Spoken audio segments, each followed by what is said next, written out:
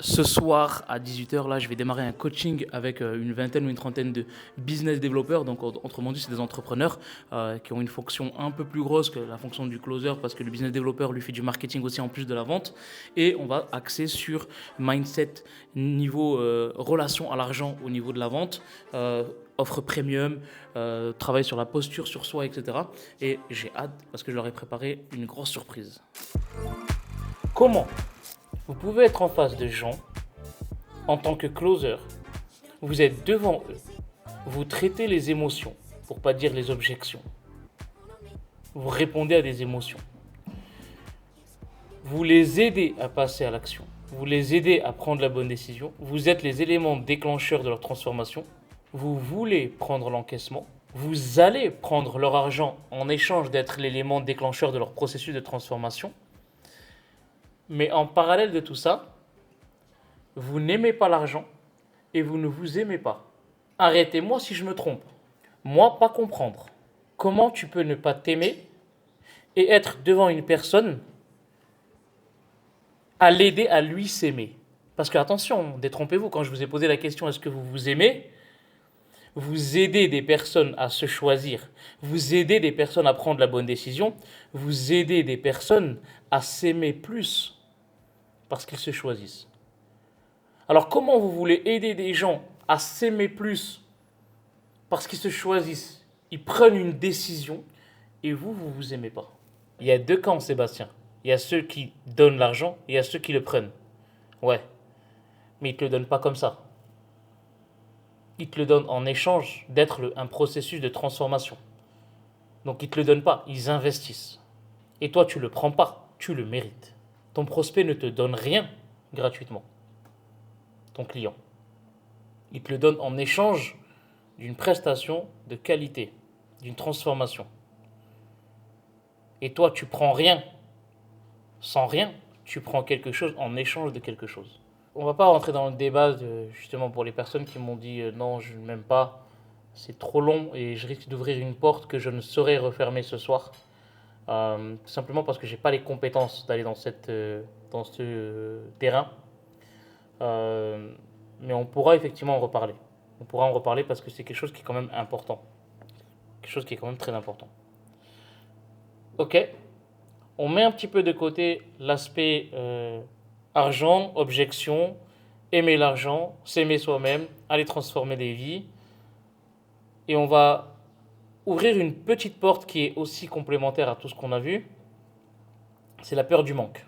Yes, avant de rentrer dans la peur du manque, Sam, je te laisse activer ton micro. On t'écoute? Bah, en fait, je t'ai déjà tout transmis, Sam, sur le fait de rentrer en profondeur et d'oser poser des questions et de ne pas sortir de l'appel. Parce que quand tu sors de l'appel et que tu te dis mince, j'aurais dû dire ça, c'est que tu es passé à côté de quelque chose. Et la vraie question, c'est qu'est-ce qui fait que tu n'oses pas? Parce que si à la fin de chaque appel, tu te dis ah mince, j'aurais dû dire. Alors pourquoi j'ai pas fait mieux? On cherche tous à faire mieux, c'est ok. Mais un point précis, ah j'aurais dû dire ça. Il y a deux raisons. Si je n'avais pas cette idée en tête, je ne peux pas m'en vouloir. Bon, là, j'étais dans le flot de l'action, j'ai pas pensé à ça.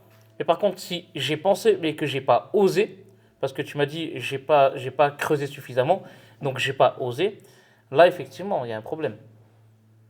Il y a un problème, le problème d'oser. Tu dois oser rentrer dans des profondeurs. Sam, tu me permets d'être direct avec toi? J'ai l'impression qu'à travers mes questions que je te pose, tes réponses ne sont pas assez profondes. Et j'ai l'impression que tu veux juste qu'on s'arrête là, dans l'appel. Est-ce que c'est le cas? Tu vois? Donc en fait, je te réponds. À chaque fois que tu as une impression, va valider ou dévalider ton impression. Mais attention, ne fais pas de supposition et de jugement. D'accord? Vous savez c'est quoi la différence entre une impression et une supposition? Une impression, c'est bien parce que c'est un ressenti à travers ce que j'entends et ce que je vois. Une supposition, ça sort uniquement de moi. Je suppose que, c'est mes croyances. Une impression, c'est ah, j'ai l'impression, je vois quelque chose, j'entends quelque chose, ça me donne une impression. Je vais valider ou dévalider mon impression. Est-ce que tu me permets de te poser une question? Oui. J'ai l'impression que tes réponses ne sont pas assez complètes à mes questions et peut-être que tu veux juste quitter l'appel à ce moment-là. Tu veux qu'on s'arrête là? Je vais clarifier avec elle en fait. J'ai besoin de clarifier. Mais je reste pas dans le doute. C'est bon pour toi, Sam? T'as l'impression qu'elle te ment, tu vas clarifier. T'as l'impression qu'elle veut quitter l'APL, tu dois clarifier. Mais je garde rien en moi, je clarifie. Je reformule la question que Sam a posée. Est-ce que si je clarifie, ça m'amène quelque chose à moi? Bah, bien sûr que oui. Déjà, ça te met une décharge mentale. Déjà, tu sors de l'appel et tu vas pas te poser toutes les questions que tu te poses ici. Pourquoi? Parce que tu as clarifié. Ton impression, elle a été validée. Donc tu ne seras pas dans le doute, tu seras dans je ne me suis pas trompé. Et donc elle ne mérite pas mon temps. Et donc elle m'a raconté du bullshit et j'ai capté son bullshit et je l'ai mis face à ses responsabilités et j'ai eu raison de le faire et elle ne mérite pas mon temps. Next, suivant. Ok, est-ce que vous avez d'autres questions? Vas-y Sarah. En fait, tu sais Sarah, aujourd'hui entre ce que tu as et ce que tu veux avoir, euh, c'est juste une question d'ignorance, tu vois. Mais tu peux très bien le faire. Je te donne un exemple. Aujourd'hui, Sarah, tu veux gagner combien par mois avec ton activité? 5 000 euros. Aujourd'hui, avec ton activité que tu fais aujourd'hui, tu es plus ou moins à combien, sans indiscrétion? N'importe lequel. Donne-moi juste un montant. Ok. Donc aujourd'hui, en fait, entre 2002 et 5000, il y a une marge de 2007.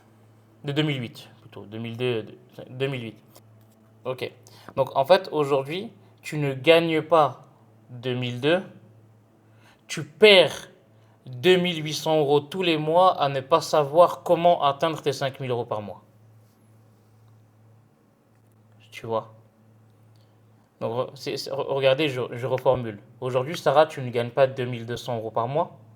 Tu perds 2 800 € tous les mois à ne pas savoir comment générer 5 000 € par mois. Autrement dit, entre ce que tu as aujourd'hui et ce que tu veux avoir, c'est juste une question d'ignorance. Merci en tout cas pour ton partage. On a d'autres mains levées? Non. Très bien.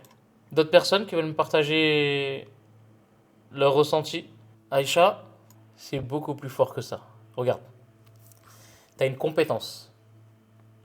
Une compétence que tu mettais à profit gratuitement et il n'y avait aucune reconnaissance. C'était sans plus. Et le jour où tu as décidé de faire payer les gens pour bénéficier de ta compétence, les gens te prennent au sérieux. C'est ça. Hein. Et regarde bien la phrase que je vais dire. Tout ce qui s'obtient facilement s'estime faiblement. Aïcha. Tout ce qui s'obtient facilement s'estime faiblement. Mais une compétence qui s'obtient que tu proposes facilement, tout ce qui s'obtient facilement, tout ce qui est gratuit, s'estime faiblement. Ce qui s'obtient facilement s'estime faiblement. Les gens ne vont pas porter attention et reconnaissance et engagement pour quelque chose que tu proposes gratuit. Pourquoi? Parce que c'est gratuit ou c'est pas assez cher. Mais quand tu fais payer quelque chose, les gens ont eu un effort à faire. Ils ont investi. Ils vont être engagés. Ils vont te respecter. Ils vont s'attacher à ton process, à ta manière de faire. Tout ce qui s'obtient facilement gratuit s'estime faiblement. Je vais vous dire une chose. Mais oui, je vais vous partager encore une chose. Vous savez, ma femme elle m'a drogué avec le magasin Action, donc voilà, je vais encore parler d'Action aujourd'hui. Euh, Il y a énormément d'articles à Action qui coûtent 99 centimes, 1,79 €, etc. Et qui sont très sous-estimés. On les prend et on les pose en fait sur le côté parce qu'ils coûtent pas cher. On n'a pas tendance à les utiliser de la bonne manière ou d'une manière intensive parce qu'on ne l'a pas acheté cher. La même chose, tu l'achètes 10 fois plus cher à Leclerc ou à Intermarché, tu vas l'utiliser 10 fois plus parce que tu l'as payé 10 fois plus cher. Parce que ça ne s'est pas obtenu facilement, ça a eu un coût. Dans la vie de tous les jours, c'est la même chose. Faites-vous respecter. Tout ce qui s'obtient facilement s'estime faiblement. Savoir dire non, c'est donner de la valeur à oui.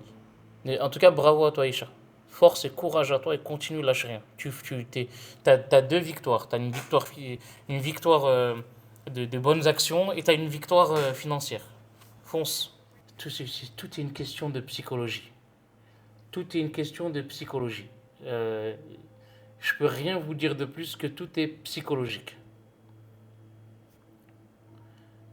Le fonctionnement du cerveau de l'être humain, il n'a pas été créé hier. On a tous le même cerveau depuis la préhistoire. Toutes les peurs que vous ressentez, ça existe depuis longtemps. Le fonctionnement, les prises de décision, les systèmes neuronaux, ça existe depuis longtemps. Ça a été analysé, ça a été réanalysé, ça a été réanalysé. On réinvente pas la roue. Tout est une question psychologique. Tout ce qui s'obtient facilement s'obtient faiblement. En tout cas, ça a été un grand plaisir de parler de ça ce soir. Là, je te fais un petit débrief de ce coaching où je viens de coacher une trentaine de personnes en live. Et en fait, voilà, tu vois, il y a certaines notions qui sont super importantes, comme est-ce que tu aimes l'argent, est-ce que tu t'aimes toi-même, comment tu peux ne pas t'aimer et vouloir aider les gens à prendre une bonne décision, parce que quand tu aides des gens à prendre une bonne décision, c'est une décision qui vont prendre en fait de se choisir, et en fait, tu renforces leur amour en eux, alors que toi, tu t'aimes pas. Il y a vraiment des incohérences, des incongruences, et c'est pour ça qu'on travaille beaucoup la gestion émotionnelle. La posture, tu vois. Aujourd'hui, on a vraiment travaillé sur la posture, sur l'être aujourd'hui. Et voilà, et c'est un kiff. Et de toute façon, tous les soirs à 18h, je leur partage des pépites et des punchlines. Et rendez-vous demain à 18h pour le suivant.